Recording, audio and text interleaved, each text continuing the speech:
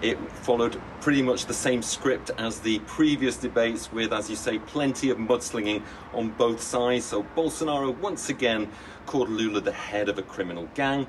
That because of the corruption scandals that erupted during the Workers' Party governments, and Lula called Bolsonaro a liar and also said that he had the deaths of hundreds of thousands of Brazilians weighing on his conscience because of his mishandling of the pandemic. Now, what was different about this debate is that both the candidates brought more concrete proposals as to what they will do if they are elected.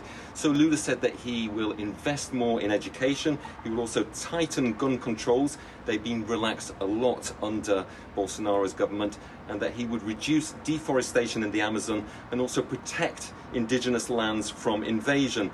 Bolsonaro said that he will raise the minimum wage. That's been a very controversial topic during this election campaign. And he also said that he would build a massive wind farm along the coast of the northeast of Brazil, creating thousands of jobs. Now, he mentioned the northeast a lot during this debate, and that's because he's trailing Lula in that region by a very wide margin. And if he's going to win on Sunday, tomorrow that is for you, then he really needs to close that gap.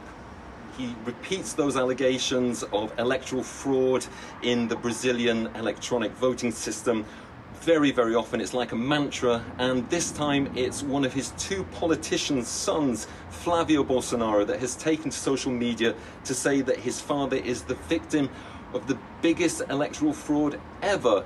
Now, a lot like his father, he didn't give any evidence to back up these allegations, and this is worrying a lot of people in Brazil and also international observers. Just why is Bolsonaro and his allies repeating these allegations that are unfounded about electoral fraud?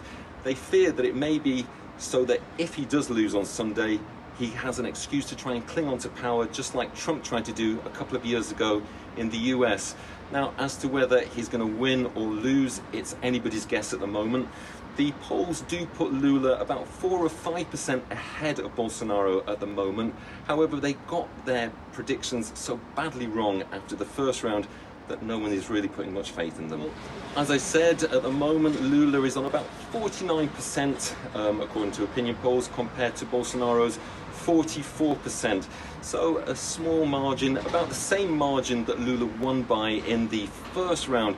But as I said, in the first round, they got it really badly wrong. They said that Bolsonaro would probably get about 36-37% of the vote. He did much better than that. So the question is, will that be the same case on Sunday? If he does do much better than they predict, then he could actually end up winning a second term.